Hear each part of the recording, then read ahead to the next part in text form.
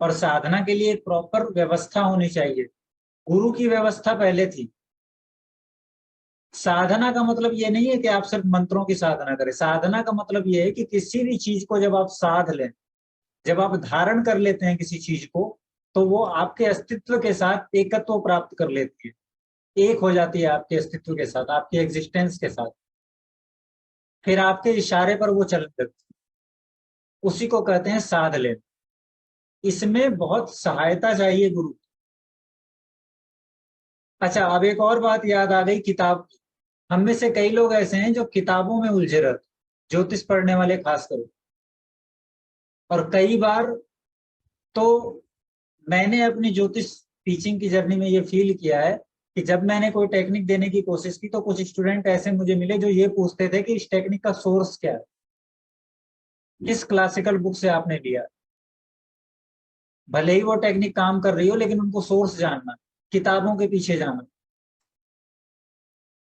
मैं आपको एक रहस्य की बात बताऊं, आपके सामने जितनी भी क्लासिकल किताबें हैं ज्योतिष को लेकर के, उनमें से कुछ किताबें ऐसी है जिसको आप समझते हैं कि वो क्लासिकल है, जिसको आप समझते हैं कि उसे किसी आचार्य या ऋषि ने लिखा है, सिर्फ इसलिए क्योंकि वो उस नाम से आपके सामने आई। लेकिन ध्यान रखिएगा कि इस संसार में नाम सिर्फ एक व्यक्ति का नहीं है। अगर नीरज नाम मेरा है तो इस दुनिया में किसी और का नाम भी नीरज हो सकता है। और आज से 500 साल बाद हो सकता है कि कोई नीरज नाम का व्यक्ति हो जो ज्योतिष पढ़ा रहा हो। और आज से 2000 साल बाद समझा जाए कि उस नीरज ने जो दिया वो इस नीरज का दिया हुआ। हम ऐसी गुत्थियों में उलझे हुए हैं जिसका रहस्य हमें पता ही नहीं। और यह है किताबों का सच। इसीलिए मैं ये कहता हूं कि साइंटिफिक नजरिए से चीजों को देखिए।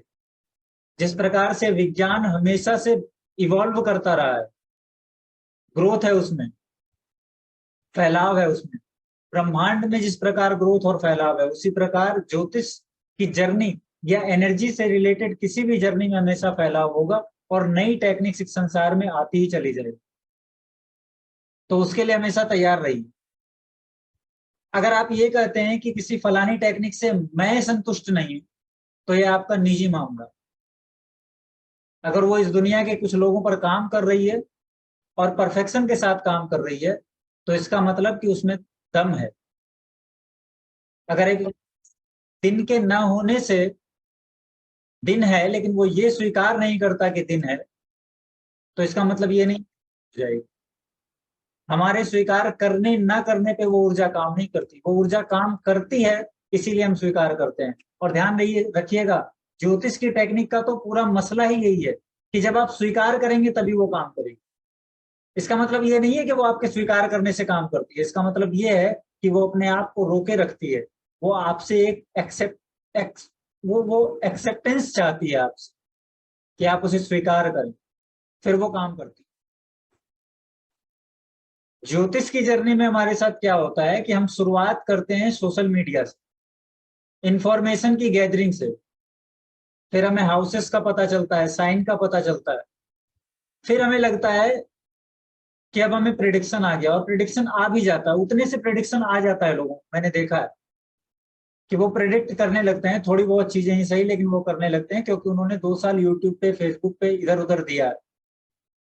फिर उन्हें पता चलता है कि किताबें हैं ज्योतिष की। फिर उन्हें ये लगता है कि मेरा प्रिडिक्शन किताबों के बल पर और मजबूत हो जाएगा। फिर वो किताबों के पीछे भाग, फिर वो एक किताब खरीदते हैं और उसे पलटते ही उनका कंफ्यूजन स्टार्ट हो जाता है। फिर वो दूसरी खरीदते हैं ये सोचकर कि अब कंफ्यूजन दूर हो जाएगा, लेकिन दूसरी किताब के श्लोक कंफ्यूजन को बढ़ा देते हैं। इस प्रकार से 2, 3, 10, 20 और कुछ कुछ लोग तो 50-50, 100-100 किताबें पढ़ जाते हैं। लेकिन जितनी ज्यादा किताबें पढ़ते हैं उतना ही उनका कंफ्यूजन बढ़ता चला जाता है। और जो प्रिडिक्शन पहले हो रहा था सिर्फ इंफॉर्मेशन की गैदरिंग से, वो भी चला जाता, क्योंकि आप कंफ्यूज हो गए। क्योंकि अब आपके अंदर की स्ट्रेंथ, जो आपका विश्वास था ना, वो खो गया। इसीलिए वो टेक्निक जिनके न जानने पर भी आप प्रेडिक्ट कर पाते थे, अब उनके जानने पर भी आप प्रेडिक्ट नहीं कर पाते। ध्यान रखिएगा कि आपके विश्वास पे चीजें काम कर रही है। और जब व्यक्ति उलझ जाता है ना 20-25 किताबों के साथ, तब उसकी तलाश फिर से शुरू होती है एक ऐसे व्यक्ति की जो गुरु की तरह काम करे।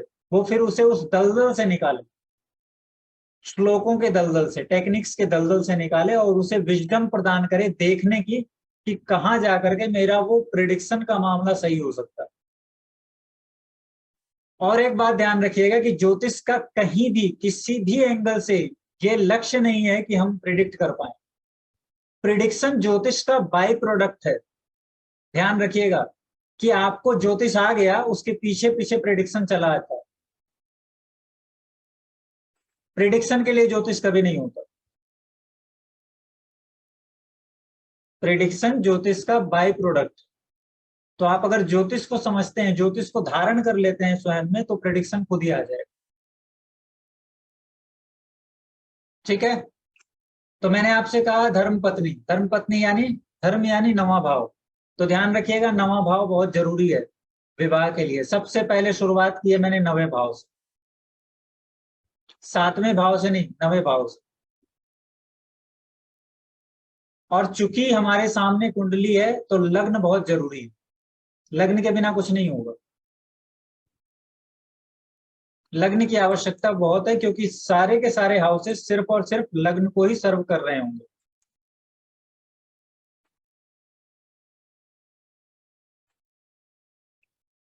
और विवाह की जो पद्धति है ना, विवाह को बहुत पवित्र माना गया है। विवाह एक ऐसा तथ्य है इस समाज का जो आज भी है, पहले तो था ही, आज भी है। इसको इतना पवित्र माना गया है कि इसमें भरोसे को स्थान दिया गया। और भरोसे का घर कौन सा है? नवा भाव।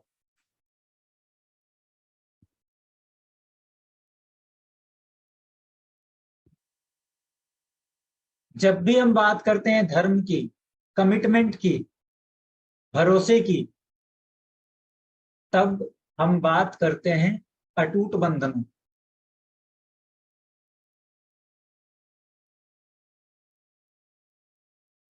वो अटूट बंधन सिर्फ और सिर्फ नवे भाव से आएगा। वो जो कमिटमेंट है ना, वो हमें लगता है कि तीसरे भाव से स्टार्ट होता है, लेकिन उसके सामने जो नवा भाव है ना, वो उसको हमेशा पावर दे रहा होता है। ध्यान रखिए, आपका कमिटमेंट उतना ही मजबूत होता है जितना आपका धर्म मजबूत है। सत्यवादी लोग अगर कुछ बोल देते हैं ना, तो उससे मुकरते नहीं है। और कमिटमेंट का हाउस कौन सा है? 3rd house. राम के लिए कहा गया ना कि प्राण जाए पर वचन न जाए। वचन का भाव है तीसरा भाव, लेकिन उसकी सत्यता और उसकी प्रामाणिकता आती है 9वें भाव से।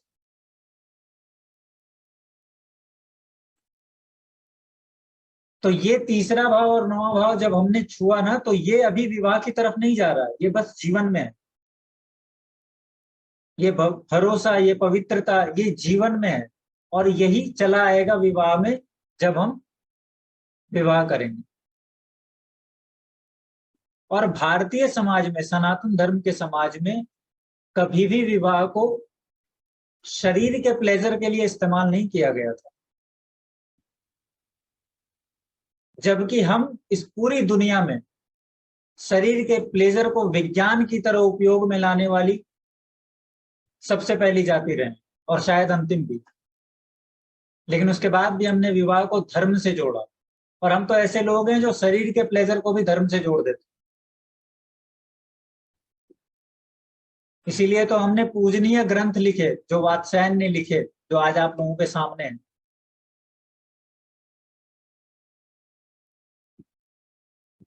इसका उपयोग किया गया था समाज में व्यवस्था बनाने के लिए, ताकि वंश की वृद्धि हो, सृष्टि की वृद्धि हो, और व्यक्ति एक पूरी प्रक्रिया को पूरा करके फिर मोक्ष को प्राप्त करे।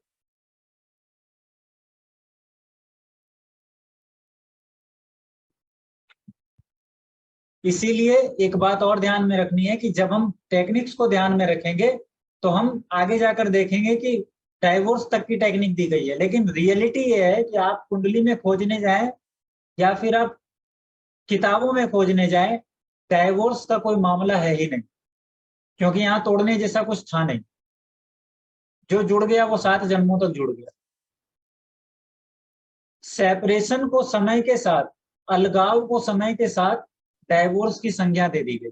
पहले उस अलगाव को कहते थे व्यक्ति की मृत्यु हो जाना, यानी कि पार्टनर की मृत्यु होने पर ही अलगाव होता था, उसके पहले अलगाव नहीं।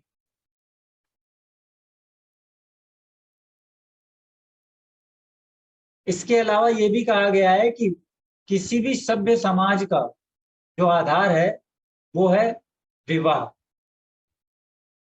सिर्फ विवाह नहीं, पवित्र विवाह।